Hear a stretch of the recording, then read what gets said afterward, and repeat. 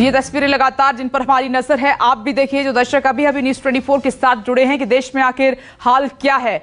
सरकार की जो योजना है अग्निपथ तीनों सेनाओं में भर्ती की, उसका पुरजोर तरीके से विरोध हो रहा है और आज तीसरा दिन है। सुबह से ही ये उग्र माहौल बना हुआ है और प्रदर्शनकारियों ने कई ट्रेनों को फूंका है, बसों में आग लगाई है, जमकर तोड़फोड़ की है। बिहार में तो बीजेपी नेताओं के आवास को भी निशाना बनाया जा रहा है, उनकी गाड़ियों को निशाना बनाया जा रहा है। इस कदर ये गुस्सा फूटा है। लेकिन सवाल यहाँ पर यह है कि क्या वाकई में ये गुस्सा छात्रों का है, उन नौजवानों का है जो सेना में भर्ती होना चाहते हैं, या फिर उनका ये विरोध जो हो रहा है, इकट्ठा हुए हैं छात्र, इसका फायदा कुछ शरारती तत्व उठा रहे हैं, कुछ संगठन उठा रहे हैं जो जानबूझकर माहौल खराब कराना चाहते हैं और इसी मौके की तलाश में रहते हैं। ये दानापुर की तस्वीरें हैं, बिहार रेलवे स्टेशन दानापुर। ये देखिए किस तरीके से यहाँ पर ये बड़ी ट्रेन है, कई बोगियां इसमें लगी थी और ये 3 से 4 कोच आपको जलते हुए दिखाई भी दे रहे हैं। ये देखिए तस्वीरें।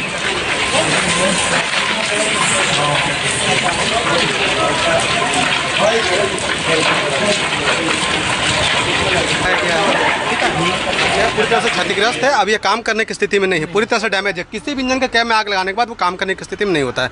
पूरा कंट्रोल पैनल जला दिया गया है और उधर के इंजन की सब सुरक्षित, उधर एक को हमने सुरक्षित बचा लिया, पर अभी उसका देखना पड़ेगा। एक इलेक्ट्रिक इंजन था, फराक्का एक्सप्रेस के बोगी में आग लगाई गई है और उसके साथ लगे हुए इंजन को हमने बचाने की कोशिश की, लगभग वो बचा हुआ है। बोगियों में आग लगी है बहुत।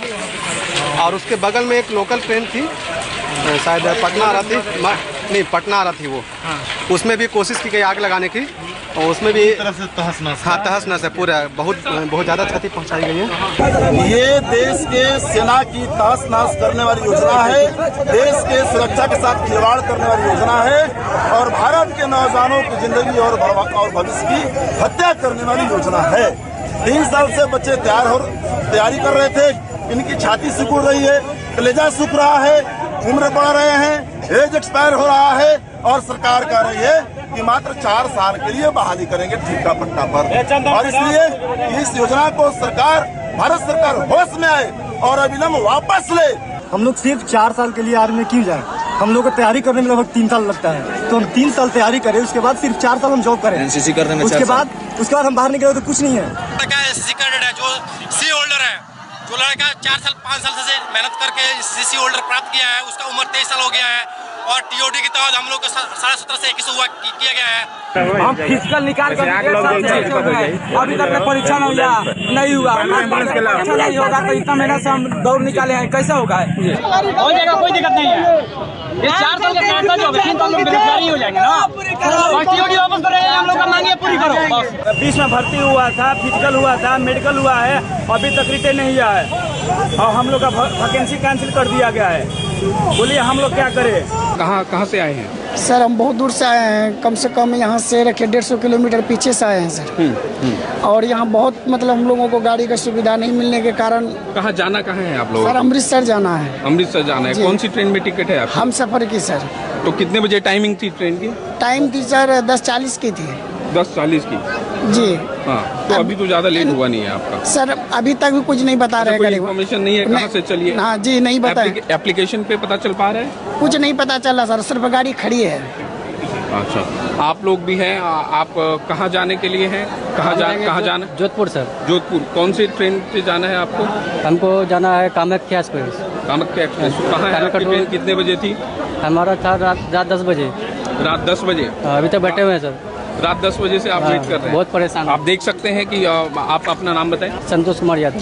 तो ये संतोष जी हैं, आप रात 10 बजे से यहाँ पे बैठे हुए हैं, वेट कर रहे हैं और ट्रेन का कुछ पता नहीं चल पा रहा है? नहीं, 10 बजे रात का आएगा। ये यमुना एक्सप्रेस वे टप्पल कट के निकट है, जलपाईगुड़ी में गाड़ी रुका हुआ है। जलपाईगुड़ी में गाड़ी पता नहीं हुआ, उससे आगे रुका हुआ कुछ पता नहीं है। दानापुर एक बार फिर से आपको लिए चलते हैं। अमिताभ ओझा इस वक्त मेरे साथ लगातार बने हुए हैं। अमिताभ, अब ताज़ा अपडेट क्या है, सूरत-ए-हाल क्या बना हुआ है?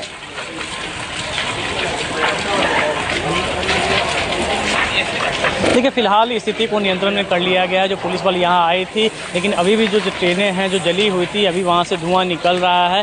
पूरा स्टेशन जो है, परिसर जो है जल चुका है। वहाँ से जो मलबे हैं हटाया जा रहा है। देखिए कि ये आरपीएफ पोस्ट है मेरे पीछे, यहाँ पे ये आरपीएफ पोस्ट को तहस नहस कर दिया गया था। जीआरपी पोस्ट बगल में है, उसे पूरी तरीके से तहस नहस कर दिया गया था। और फिलहाल अब जो प्रशासन का ध्यान है, जो भीड़ थी उन्हें दूर तक हटा दिया जा चुका है और अधिकारी यहाँ मौके पर पहुंच चुके हैं। और फिलहाल पुलिस यहाँ कोशिश में लगी है कि जो जली हुई संपत्ति है, जो जिन्हें बचाया सके, जो आग लगी हुई थी उससे बुझा सके। कुछ दुकानदार यहाँ पे हैं जो रेलवे यहाँ पे थे। आपका कहाँ पे दुकान था? हमारा प्लेटफॉर्म नंबर 4 पर है, बीएच कैटरिंग सर्विस के नाम से। अच्छा। और सारा सामान लूट के ले गया है, पूरा दुकान तोड़ फोड़ कर दिया है। अच्छा बताइए कि जब वो हंगामे करी यहाँ आए थे तो उस समय जो उपद्रवी आए थे तो पुलिस नहीं थी यहाँ? नहीं, एक भी पुलिस वहाँ पे 4-5 नंबर पे नजर नहीं आ रही थी, एक भी फोर्स नहीं थे वहाँ। कितनी तादाद होगी जी? जो हंगामा करने वाले कितने संख्या में? वो तो काफी लोग थे और मार रहे थे हमारे वेंडर को। कुछ वेंडर को मारे भी हैं, कुछ वेंडर को मारे भी हैं जिनके पाँव में चोट उठ है। और सारा सामान लूट के हम लोगों का ले गए।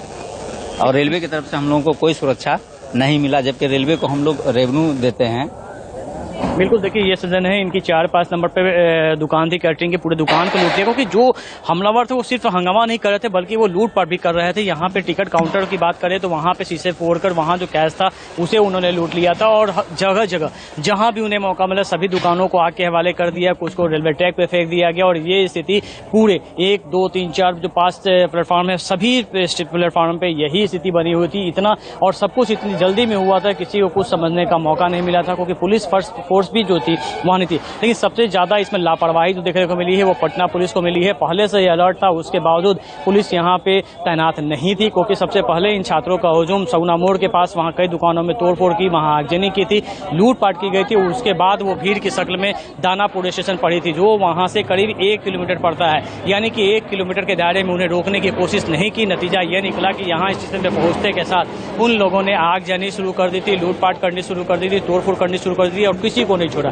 चाहे वो पुलिस वाले हों या फिर आम लोग हो या फिर रेलवे कर्मी हो, सभी को इन लोगों ने निशाना बनाया। और जिसकी सबूत आप देख रहे हैं कि अभी भी जो है बोगियों को में लगी आग को बुझाने की कोशिश की जा रही है। दूर तक जो है धुआं की अंबार जो आप देख रहे हैं। तो ये जो है कई जो ट्रेनें जो आउटर पे लगी हुई थी उन्हें भी जलाया गया। 2 ट्रेनें और 1 इंजन की बोगी में यहाँ पे आग लगाया गया था।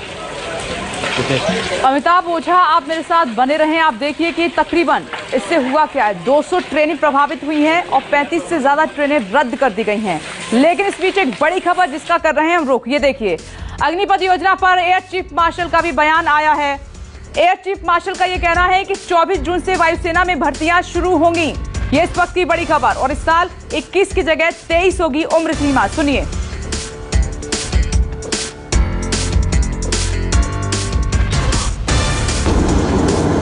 भारत सरकार ने अग्निपथ योजना की घोषणा की है, जिसके द्वारा नौजवान आर्म फोर्सेस में भर्ती हो सकते हैं। इस योजना में भर्ती की आयु 17.5 से 21 साल रखी गई है।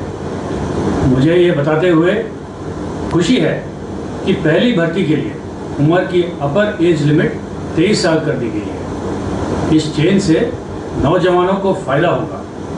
मुझे भरोसा है कि युवा बड़ी संख्या में भर्ती के लिए अप्लाई करेंगे। एक और बड़ी खबर, आर्मी चीफ की स्टेटमेंट आई है अग्निपथ योजना पर। आर्मी चीफ मनोज पांडे क्या कह रहे हैं, युवाओं को अग्निपथ के बारे में जानकारी देंगे। ये इस वक्त की बड़ी खबर, उनको डिटेल में समझाया जाएगा। 2 दिन के अंदर जारी होगा नोटिफिकेशन, जिसमें सारी जानकारी होगी इस योजना से जुड़ी हुई कि अग्निपथ कहती क्या है और इसमें युवाओं का भविष्य कैसे संवरेगा। हमारी यूनिट्स और फॉर्मेशंस इस परिवर्तन या अग्निपथ स्कीम को अपनाने के लिए पूरी तरह तैयार और उत्सुक है। हमारा ये भी प्रयास है कि जल्दी से जल्दी हमारे आखिरी जवान तक इस स्कीम के बारे में हम जानकारी उनको प्रदान करें। दूसरी बात, जहाँ तक युवाओं का सवाल है, मेरी यह राय है कि उनको ये स्कीम के बारे में पूरी तरह अभी तक जानकारी सही तरह से मिली नहीं है। एक बार ये समझ जाएंगे पूरे स्कीम के बारे में तो उन्हें विश्वास होगा कि यह स्कीम न सिर्फ युवाओं के लिए बल्कि राष्ट्र और भारतीय थल सेना तीनों के लिए फायदेमंद और ज़रूरी है। पिछले 2 दिन में हमारी कई मंत्रालयों ने, राज्य सरकारों ने कॉरपोरेट्स ने और कई एजेंसीज ने भी इस स्कीम के बारे में कई इनिशिएटिव्स अनाउंस किए हैं। मुझे लगता है इसके फलस्वरूप युवा में इसके बारे में ज़्यादा भरोसा या वो ज़्यादा आश्वस्त होंगे। और अब रक्षा मंत्री राजनाथ सिंह का बयान आपकी टीवी स्क्रीन पर। अग्निवीरों के प्रदर्शन पर राजनाथ सिंह ने भी बयान दिया है। नई योजना से ज्यादा युवाओं को नौकरी मिलेगी। सरकार लगातार कह तो रही है, लेकिन युवा इस बात को समझने के लिए तैयार नहीं है। साथ ही कहा कि युवाओं के भविष्य को देखते हुए काफी मंथन के बाद ये फैसला उनके लिए लिया गया है और भर्ती प्रक्रिया जल्द शुरू होने जा रही है। केंद्र सरकार द्वारा घोषित की गई अग्निपथ योजना भारत के नौजवानों को देश की रक्षा व्यवस्था से जुड़ने और देश की सेवा करने का एक सुनहरा अवसर देता है। अग्निवीर हूं, यह उनकी ताजिंदगी के लिए पहचान बन जाती है। पिछले 2 साल से सेना में भर्ती की प्रक्रिया न होने के कारण बहुत से नौजवानों को सेना में भर्ती होने का अवसर नहीं मिला। यह सच्चाई है। इसलिए युवाओं के भविष्य को ध्यान में रखते हुए और उनके प्रति संवेदनशीलता दिखाते हुए प्रधानमंत्री जी के अनुमोदन पर सरकार ने फैसला किया है कि अग्निवीरों की भर्ती की आयु सीमा को इस बार बढ़ाकर 21 से 23 वर्ष कर दिया जाए। यह वन टाइम रिलैक्सेशन दिया गया है। इससे बहुत सारे नौजवानों को अग्निवीर बनने की पात्रता स्वतः मिल जाएगी। और मैं यह भी कहना चाहता हूं कि भर्ती प्रक्रिया कुछ ही दिनों में प्रारंभ होने जा रही है। मैं सभी नौजवानों से अपील करता हूं कि सेना में भर्ती होने की वह तैयारी करें और इसका पूरा लाभ उठाएं। और वक्त एक और ब्रेकिंग न्यूज का है। युवाओं को गुमराह किया जा रहा है। वीके सिंह का ये बयान आया है और ये युवाओं के लिए सुनहरा मौका वो बता रहे हैं। ये भर्ती प्रक्रिया कई चीजें साथ साथ चलती है। सरकार ने सर यही स्कीम निकाली है ना, और चीजें बताई नहीं सरकार ने अभी कुछ, तो उससे पहले ही हम सोचने लगे, हाय तौबा करने लगे तो गलत है। अच्छा। और दूसरी चीज, सरकार के पास एक मुद्दा गया था कि कुछ बच्चों ने 2 साल पहले भर्ती के लिए ट्राई किया था, वो भर्तियां नहीं हुई, तो सरकार ने एज बढ़ा दी। तो कोई विवाद तो कुछ नहीं है, लेकिन विवाद उन लोगों के दिमाग में है जो इसको राजनीतिक रूप देना।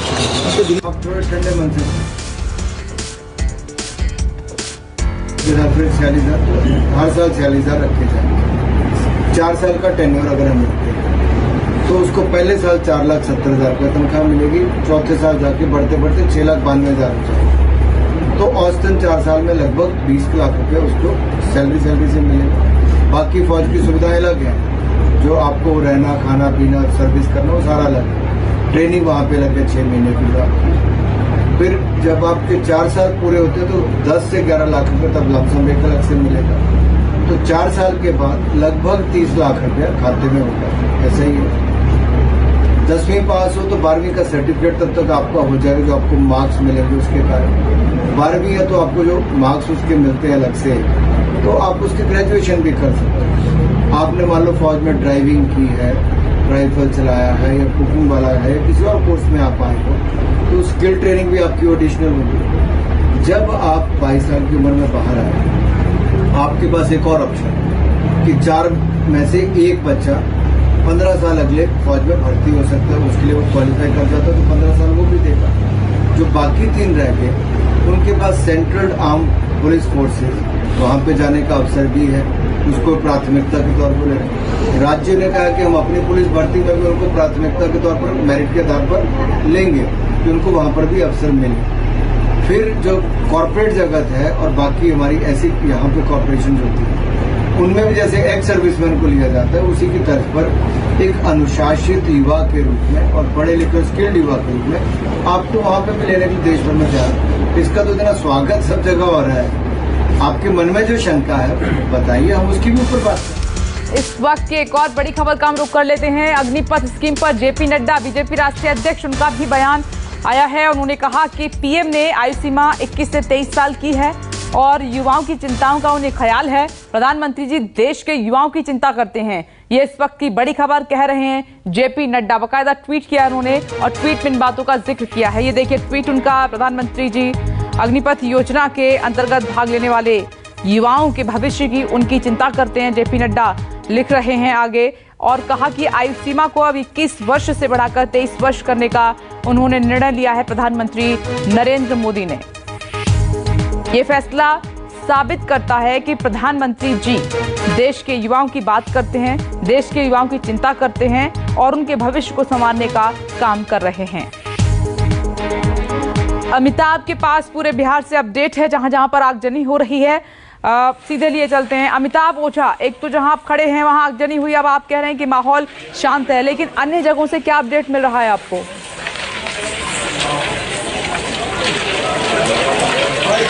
देखिए, अभी अभी खबर आई है गृह मंत्री, माफ करेंगे, मुख्यमंत्री नीतीश कुमार का जो गृह क्षेत्र है नालंदा, वहां से खबर आ रही है कि इस्लामपुर हटिया एक्सप्रेस में आग लगा दी गई है। जो प्लेटफॉर्म पर लगी हुई थी उसमें आग लगा दी गई है। इसके अलावा बेतिया में अभी तक वहां पे जो हिंसा की घटनाएं थमने का नाम नहीं ले रही है। वहां पे बीजेपी की जो प्रदेश अध्यक्ष हैं संजय जायसवाल के घर में आग लगाने की कोशिश हुई थी, रेणु देवी के घर में आग लगाने की कोशिश, जो डिप्टी सीएम है। इसके अलावा स्टेशन के एरिया में भी कई दुकानों में लूटपाट की गई है। अभी भी कई इलाके ऐसे हैं जहाँ पे हिंसा की घटनाएं लगातार जारी हैं और जहाँ से भी खबरें आ रही है। देखिए, एक बात बिल्कुल साफ है कि बिहार पुलिस उन घटनाओं को रोकने में नाकाम रही है, क्योंकि जहां से भी जो खबर आ रही है, जो घटनाएं घटी हैं, अलर्ट के बावजूद पुलिस वहां मुस्तैद नहीं थी और जिसका नतीजा निकला कि इस तरह की घटनाओं को अंजाम दिया गया। चाहे ये दानापुर की बात करें या फिर आरा की बात करें या फिर हाजीपुर की बात करें, क्योंकि कल ही ये साफ तौर सेंट्रल एजेंसियों ने भी किया था, रेलवे की तरफ से भी अलर्ट जारी किया गया था और साथ में बिहार पुलिस मुख्यालय की तरफ से एडीजी हेड जो लॉ एंड ऑर्डर है, उन्होंने खुद मीडिया से बात करते हुए कहा था कि सभी जो जिलों के एसपी हैं उन्हें यह अलर्ट करने को कहा गया है कि कल हिंसा हो सकती है, इसको लेके मुस्तैद रहे। लेकिन आज कहीं भी पुलिस की मुस्तैदी नहीं दिखी। नतीजा निकला कि ये बिहार के 19 से 20 जिले आप यहाँ पे ऐसे हैं जहाँ से हिंसा की घटनाएं लगातार सामने आ रही हैं और काफी मशक्कत के बाद दाना पुलिस स्टेशन की स्थिति आप देखिए कि काफी देर के बाद यहाँ पे अब स्थिति नियंत्रण में आई है। जब एसएसपी और डीएम मौके पे पहुंचे और उन्होंने भारी फोर्स के साथ भीड़ को बाहर खदेड़ा, उसके बाद यहाँ स्थिति नियंत्रण में हो गई। लेकिन जो रेलवे की जो स्थिति हुई, जितना डैमेज रेलवे को हुआ है, अभी उम्मीद नहीं, करीब 60 ट्रेनें रद्द की गई हैं। उसके अलावा करीब 24 ऐसी ट्रेनें हैं जिनका मार्ग परिवर्तित किया गया है। कई ट्रेनें ऐसी हैं जिन्हें अभी दूसरे राज्यों में रोक के रखा गया है। तो रेलवे को भारी संपत्ति का नुकसान हुआ है। यहाँ पे आम लोग काफी परेशान हुए हैं क्योंकि सड़क से लेकर रेलवे यातायात तक पूरी तरीके से बाधित रहा है। ये 4 तस्वीरें आपके सामने और अमिताभ ओझा पूरे बिहार का अपडेट हमें दे रहे हैं। देखिए, उग्र प्रदर्शन की तैयारी और भी आगे की गई है और ये औरंगाबाद की तस्वीरें हैं जो इस बीच हम आपको दिखा रहे हैं। 4 बसें स्कूल की आग के हवाले कर दी गई हैं। स्कूल बसें ये जो जलती हुई आपको नजर आ रही है। खबर ये भी है कि एक पुलिस की गाड़ी खड़ी हुई थी, उसको भी आग के हवाले इन उग्र प्रदर्शनकारियों ने कर दिया, उसमें भी आग लगा दी, उसको भी फूंक दिया। औरंगाबाद की तस्वीरें ये देखिए, बस और गाड़ियों को आग के हवाले कर दिया है। ये बसें जल रही हैं और पुलिस की गाड़ी भी वहां पर खड़ी हुई थी, उसको भी आग के हवाले किया है। और भी आप नजर डालेंगे तो और भी बस हैं वहीं पर जो हैं पार्क की गई हैं, खड़ी हुई हैं। जो आगे आ रहा है उग्र प्रदर्शनकारियों के जो भी वाहन, उसको आग के हवाले किया जा रहा है। ये सूरत हाल है इस विरोध प्रदर्शन का। लेकिन क्या ये ठीक है? ये पुलिस की गाड़ी जलकर खाक हो चुकी है, उसकी तस्वीर हम आपको दिखा रहे हैं। ये बस की तस्वीर आप देख रहे हैं जिसको आग के हवाले किया गया है। भर्ती की प्रक्रिया जल्द शुरू होगी। ये युवाओं के भविष्य के लिए एक अच्छी योजना है, लेकिन युवाओं को इससे तकलीफ है अपने भविष्य को लेकर। 4 साल के बाद क्या होगा? लेकिन इसका मतलब ये भी नहीं है कि सरकारी संपत्ति को आप आग लगा देंगे, नुकसान पहुंचाएंगे, कानून हाथ में ले लेंगे। सरकार एक योजना लेकर आई है, उसका अच्छा और बुरी साइड हो सकती है। अगर जिस साइड से आपको आपत्ति है तो उसको बातचीत के जरिए सुलझाया जा सकता है, हल निकल सकता है। लेकिन ये तरीका लोकतंत्र में कहीं पर भी ठीक नहीं है, जायज़ नहीं है। ये देखिए तस्वीरें, और ये जगह जगह से आ रही हैं, ना सिर्फ बिहार, उत्तर प्रदेश से भी आ रही हैं। दिल्ली में भी आपने देखा प्रदर्शनकारियों को हिरासत में लिया गया है और कई रेलवे स्टेशन, ये सिकंदराबाद, तेलंगाना, यहाँ पर भी बोगी में आग लगा दी गई। कोच जलता हुआ पूरा आपको नजर आ रहा है इस ट्रेन का।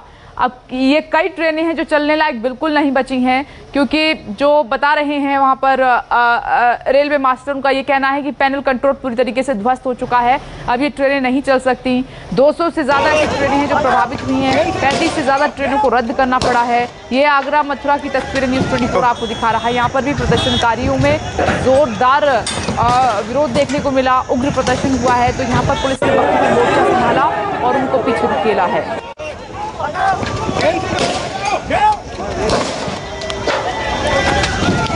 और यूपी के जो अभी अभी जानकारी मिली है, 1-2 जगह नहीं बल्कि 17 ऐसी जगह बताई जा रही हैं, 17 जिले जहां पर ये विरोध प्रदर्शन हो रहा है। जो इन्फॉर्मेशन हमारे पास आ रही है कि 17 जगहों पर ये उग्र विरोध प्रदर्शन जारी है और बिहार के कई हिस्सों में तो ये सूरत हाल बनाए हुआ है। सासाराम में टोल प्लाजा में प्रदर्शनकारियों ने आग लगाई है, ये खबर आई है। बिहार और उत्तर प्रदेश पर खासतौर पर हमारी नजर। यूपी के 17 जिलों में अग्निपथ स्कीम के खिलाफ ये विरोध प्रदर्शन और बाहरी पुलिस की वहां पर मौजूदगी है, लेकिन जो युवा उतरे हुए हैं, प्रदर्शनकारी उतरे हुए हैं, उनकी भी संख्या ज्यादा है। लेकिन सवाल वही कि समाधान निकलेगा कैसे? क्या एक तरफ ये विरोध प्रदर्शन ऐसे ही चलता रहेगा और दूसरी तरफ नेता बयान देते रहेंगे? क्या उनके बीच में जाकर कोई जिम्मेदार व्यक्ति उनसे बातचीत नहीं कर सकता? दूसरा तरफ क्या युवा खुद को बदनाम होने देंगे? क्या जो भीड़ का फायदा उठा रहे हैं उनको वहां से निष्कासित नहीं करेंगे, उनका बहिष्कार नहीं करेंगे? अब ये तस्वीरें लगातार न्यूज़ 24 ग्राउंड की आपको दिखा रहा है। आप खुद देखिए, इनको शब्दों की जरूरत नहीं है क्योंकि ये तस्वीरें पूरी कहानी बयां कर रही हैं कि रोष इतना उग्र हो गया कि पूरी ट्रेन को आग के हवाले कर दिया गया। और कई तेलंगाना हो, उत्तर प्रदेश हो, बिहार हो, ऐसे ही रेलवे ट्रैक पर जो ट्रेनें खड़ी थी उनको आग के हवाले किया गया है। और ये अलीगढ़ में बस चलती हुई आपको नजर आ रही है। बस डिपो की बस, अलीगढ़ बस डिपो की बस सरकारी संपत्ति जिसको जलाया गया है, फूंका गया है। ऐसे ही कई वाहनों को आग के हवाले कर दिया गया। साथ ही सरकार युवाओं से शांति बरतने की अपील कर रही है कि किसी के मुकाबले में आप ना आए। पुलिस इनपुट ये दे रही है कि कई संगठन एक्टिव हो गए हैं, इन युवाओं को उग्र किया जा रहा है, इनको उकसाया जा रहा है। और सरकार दूसरी तरफ जो स्कीम लेकर आई है अग्निपथ, उसकी खूबियां गिना रही है कि भविष्य में क्या छिपा हुआ है इस स्कीम के तहत। सुनिए आवाजें।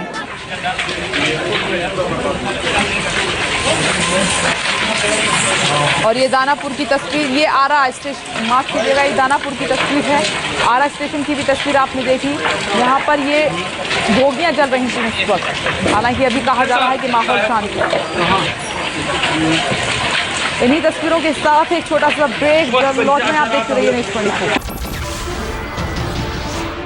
नमस्कार, मैं हूं मानक गुप्ता। अगर आपको हमारा ये वीडियो पसंद आया हो तो इसे लाइक और शेयर जरूर करें। और हाँ, हमें सब्सक्राइब और फॉलो करना ना भूलें ताकि आप देश और दुनिया की कोई खबर मिस ना करें। तो जुड़े रहिए हमारे साथ और देखते रहिए न्यूज़ 24।